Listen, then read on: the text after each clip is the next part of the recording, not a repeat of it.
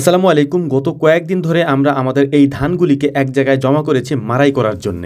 কিছুদিন যাবৎ কাজের চাপ এত বেশি যে দিনের বেলা কাজ শেষ করতে করতে আমাদের রাত হয়ে যায়, আমরা কোনোভাবেই আর পেরে উঠতেছিলাম না। এবছর আমরা যে পরিমাণ ধান চাষ করেছিলাম তার অর্ধেক জমির ধান আমরা এনে রেখেছি এই জায়গাতে বেশ কয়েকদিন আগে থেকেই, কিন্তু সময়ের অভাবে এই ধানগুলিকে আমরা মাড়াই করতে পারছিলাম না। তাই ছোট ভাইদেরকে আগেই বলে রেখেছিলাম যে আজকে আমরা দিনের বেলা যেহেতু সময় পাই নাই, তাই রাতের বেলা এই ধানগুলিকে মাড়াই করে ফেলবো, কারণ এই ধানগুলি অনেক দিন হয়েছে আমরা এখানে এনে রেখেছি। ধানগুলি মাড়াই করা অত্যন্ত জরুরি এখন। আলহামদুলিল্লাহ, শরীর যদি সুস্থ থাকে তাহলে রাতের বেলা কাজ করতেও আমাদের তেমন কোনো সমস্যা হয় না, আমরা করতে পারি। এই জন্য বাড়ি থেকে আমরা জেনারেটর নিয়ে এসেছি সাথে করে, যাতে করে লাইটের কোনো সমস্যা আমাদের না হয়। ধানের পরিমাণ অনেক হওয়ার কারণে আমরা অনেক মানুষ একসাথে এসেছি, কারণ এই কাজগুলি শেষ করতে করতে আমাদের অনেক রাত হয়ে যাবে, মিনিমাম আমাদের 1টা বাজতে পারে রাত। তাই এখানে আসার পর আমরা দেরি করিনি, লাইটগুলিকে সুন্দর করে জ্বালিয়ে দিয়ে, অর্থাৎ জেনারেটরটা চালিয়ে দিয়ে তারপর আমরা আমাদের মূল কাজ শুরু করে দিব। এখন আমরা এই জায়গাটাতে সুন্দর করে আগে নেট বিছিয়ে নিব যাতে ধানগুলি নিচে না পড়ে। চারপাশে একেবারে ঘুটঘুটে অন্ধকার, তেমন কিছুই দেখা যাচ্ছে না, আমাদের লাইটের আলোটাই দেখা যাচ্ছে। যেহেতু প্রচন্ড পরিমাণে কুয়াশা পড়তেছিল, এই কুয়াশার মধ্যে আমাদের কাজটা করতে হবে। এর পাশাপাশি প্রচুর পরিমাণে ধুলা হবে, এই ধুলার জন্য মুখ বেঁধে নিচ্ছিলাম আগে থেকেই।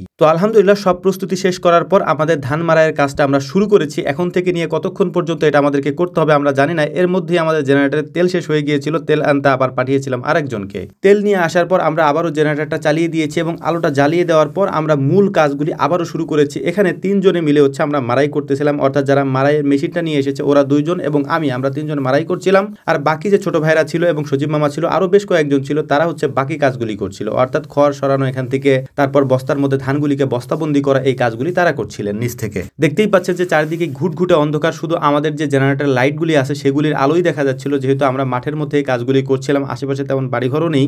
গ্রামে যেহেতু এখন প্রচন্ড শীত পড়ে গিয়েছে, রাতের বেলা প্রচুর পরিমাণে শীত পড়ে, তাই রাতের বেলা তেমন কেউ বের হয় না, অর্থাৎ শীতের বেলা মানুষজন রাস্তাঘাটে চলাফেরাও কম করে। ধান যেহেতু বেশি, তাই আমাদের প্রস্তুতিটাও আগে থেকে বেশিই ছিল, অর্থাৎ আমরা অনেক লোকজন একসাথে কাজ করছিলাম যাতে এই কাজটা আমরা শেষ করতে পারি রাতের বেলায়। তো আব্বা এসে মাঝে মাঝে আমাদেরকে দেখে যাচ্ছিলেন যে আমাদের কাজ কেমন চলছে। তো আলহামদুলিল্লাহ, কাজগুলি বেশ সুন্দরভাবে এগিয়ে চলছিল। এর পাশাপাশি আমাদের তো আরো একটা প্ল্যান ছিল। প্ল্যানটা হচ্ছে যে রাতের বেলা যেহেতু আমরা কাজ করছি, তাই রান্না তো আমাদেরকে করতেই হবে, তাই অন্যরকম এক রান্না আমরা আজকে করবো ইনশাআল্লাহ। অন্যরকম রান্না বলতে আমরা রাতের বেলা বিরিয়ানি রান্না করব, কিন্তু এই বিরিয়ানি রান্না করতে হবে আমাদেরকে সরিষার তেল দিয়ে। সরিষার তেল দিয়ে এর আগেও আমরা বিরিয়ানি কয়েকবার রান্না করেছি, হয়তো ভিডিওতে সেটা আমরা দেখাই নাই। এটার স্বাদ আসলে অসাধারণ হয়। যারা সরিষার তেল দিয়ে বিরিয়ানি রান্না করে খেয়েছেন তারা হয়তো এটার স্বাদটা বুঝতে পারবেন আলহামদুলিল্লাহ। তবে আমরা আমাদের কাজগুলি খুব সুন্দরভাবে এগিয়ে নিচ্ছিলাম, কারণ ওইখানে আমাদেরকে মাঝে মাঝে যেতে হচ্ছিল, আর এদিকে এসে রান্নাটাও আমাদেরকে করতে হচ্ছিল। লোকজন যেহেতু আমাদের একটু বেশি, তাই আমরা একটু বেশি করেই রান্না করেছি, অর্থাৎ চাল এবং মাংস আমরা সমান সমান রেখেছি। এই পরিমাণে রেখেই আমরা রান্নাটা করছিলাম যাতে করে খুব সুন্দরভাবে আমরা খেতে পারি, যেহেতু অনেক রাত পর্যন্ত কাজ করতে হবে।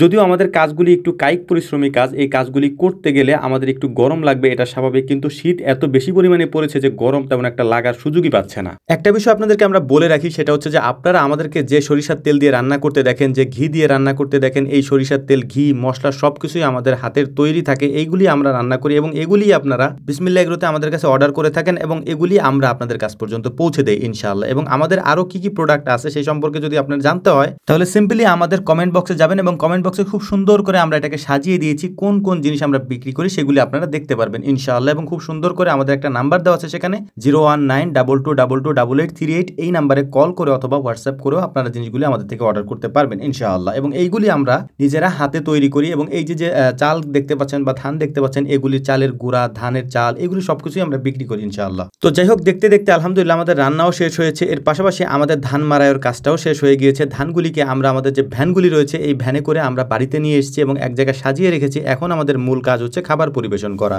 তো যাই হোক, আমাদের জন্য দোয়া করবেন, আল্লাহ তাআলা যেন আমাদের রিজিকে বারাকা দান করেন। আসসালামু আলাইকুম ওয়া রাহমাতুল্লাহ।